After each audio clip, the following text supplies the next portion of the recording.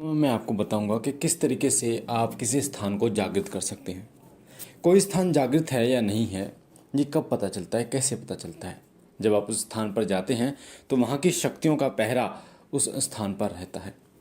कुछ ऐसे सिद्धपीठ स्थान मैं आपको बता रहा हूँ जिन स्थानों पर शक्तियाँ जागृत होती हैं, और आप अपने घर के मंदिर को भी स्वयं जागृत कर सकते हैं, या किसी ऐसे स्थान को, मंदिर को भी आप जागृत कर सकते हैं।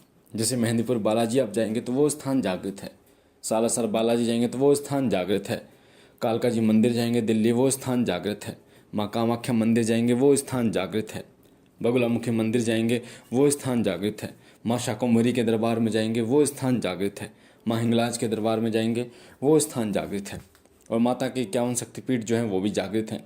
और ऐसे बहुत से मंदिर हैं जो ग्रामीण देवताओं के हैं, जो जागृत मंदिर कहलाए जाते हैं। पर महत्वपूर्ण बात यह है कि किसी स्थान को कैसे जागृत किया जाता है, ये बहुत महत्वपूर्ण है, क्योंकि ये जानना आपके लिए बहुत ज़्यादा ज़रूरी है। क्योंकि अगर आप साधक हैं या बनने की कोशिश कर रहे हैं, या भगत हैं, भगत बनने की कोशिश कर रहे हैं, तो शक्तियों के विषय में आपको जानना बहुत ज़रूरी है कि शक्तियाँ कैसे जागृत होती हैं, किन चीज़ों की ज़रूरत होती है जिससे शक्तियाँ जागृत होती हैं। तो सबसे पहली चीज़ होती है, वो होती है अखंड ज्योत। जिस स्थान पर अखंड ज्योत जलती है वो स्थान धीरे धीरे धीरे धीरे करके जागृत हो जाता है। वो स्थान आपके घर का मंदिर भी हो सकता है, और किसी मंदिर की जब नींव रखी जाती है उसके बाद अखंड ज्योत जलाई जाती है।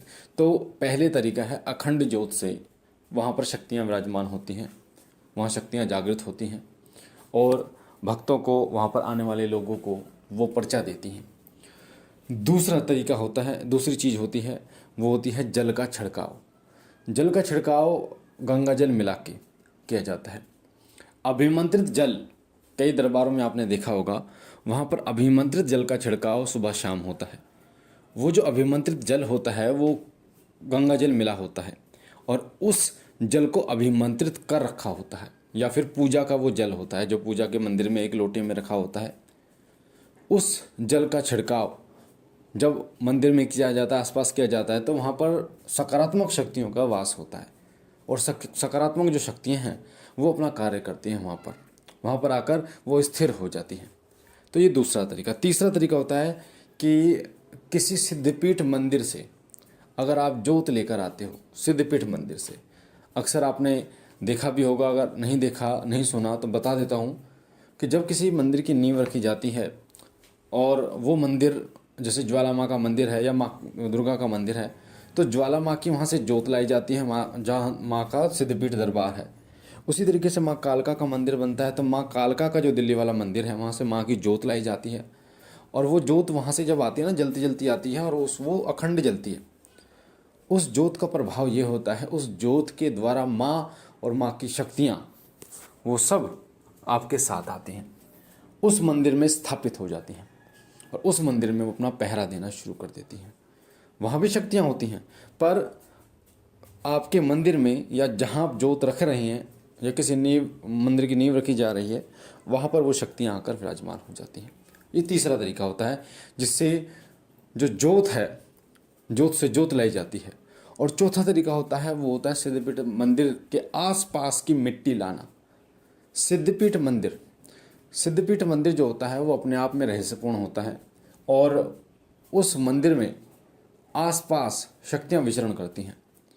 तो जोत के माध्यम से और मिट्टी के माध्यम से, जो मिट्टी आप लेके आते हैं, उससे शक्तियाँ जो है वो आपके पास आती है। पर एक चीज़ का विशेष रूप से ध्यान रखिए, जब भी आप शक्तियाँ लेके आ रही हैं, जब भी, तो आप उस मिट्टी को लेके आ रहे हैं, उस जोत को लेके आ रहे हैं, तो आपको माँ से या जिस भी देवी देवता के स्थान से आप लेके आ रहे हैं, उनसे ये ज़रूर आप विनती करें कि प्रभु, उनका नाम लेके कि मेरा नाम ये है, मैं रहने वाला यहाँ का हूँ, और आपकी मिट्टी को, आपकी जोत को, आपको मैं अपने घर लेके चल रहा हूँ, आदरपूर्वक कृपया मेरे साथ चलिए। ऐसे बोलना है आपको, तभी वो आपके साथ आएंगे।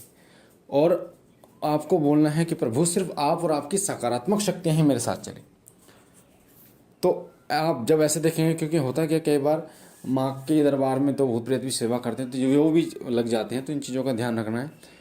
तो आप वहाँ जब मिट्टी लेके आएंगे तो आपको घर में स्थापित करनी होती है। वो ऐसा नहीं करना कि आप मान लीजिए रात को आ गए अब रात को आपने वो मिट्टी रख दी और सुबह फिर जो भी करोगे आपने जैसे ही लेके आओगे, जोत भी जैसे ही लेके आओगे, चाहे समय कोई भी हो, तुरंत आपको उसकी प्राण प्रतिष्ठा करनी है, स्थापित करनी है, जो भी करना है, जोत स्थापित करनी है आपको।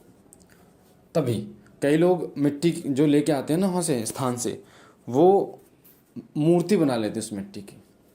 तो ये एक बहुत अच्छा तरीका है, वो मिट्टी लेकर उसमें दूध मिला लिया, उसमें गंगा जल मिला लिया, गुलाब जल मिला लिया, उसमें इत्र मिला लिया, उसमें ये सब मिला के और फिर एक मिट्टी बना ली जाती है। मिट्टी की जो मूर्ति बना ली जाती है, फिर उस मूर्ति की जो भी पेंट वगैरह करके जैसे भी आप करना चाहो, उसके बाद उसकी सेवा की जाती है। तो उस मिट्टी की मूर्ति की पूजा से जो फल मिलता है ना, कई गुना आपको मिलता है। इसलिए अगर आप भी अपना स्थान जागृत करना चाहते हैं तो आप स्थान, जो सिद्धपीठ स्थान है, वहाँ से जोत लेके आ सकते हैं, मिट्टी लेके आ सकते हैं, अपने घर के जहाँ आपको मंदिर है वहाँ अखंड जोत जला सकते हैं, और साथ ही साथ में आप जल का छिड़काव जरूर करें, जो भी जल आप पूजा के लिए रखते हैं। इसका एक बहुत ही अद्भुत चमत्कार आपको देखने को कुछ दिन में ही मिलेगा। बाकी मुझे आशा है ये जानकारी आपको पसंद आई होगी। पहली बार चैनल पे हैं तो चैनल को लाइक कीजिए, शेयर कीजिए, शिव कृपा चैनल से जुड़िए, हमारे साथ जुड़िए, ताकि जो भी जानकारी हम डालें उससे पहले आपको मिले। साथ ही टेलीग्राम ग्रुप से जुड़िए, उसका लिंक डिस्क्रिप्शन में है, आपको आपके प्रश्नों के उत्तर जरूर मिलेंगे टेलीग्राम ग्रुप पे। बाकी बाबा भोलेनाथ सदैव आप पर कृपा करें, आपके घर परिवार पर कृपा करें। हम मिलते हैं एक नई जानकारी के साथ, तब तक के लिए ओम नमः शिवाय, ओम नमः शिवाय, ओम नमः।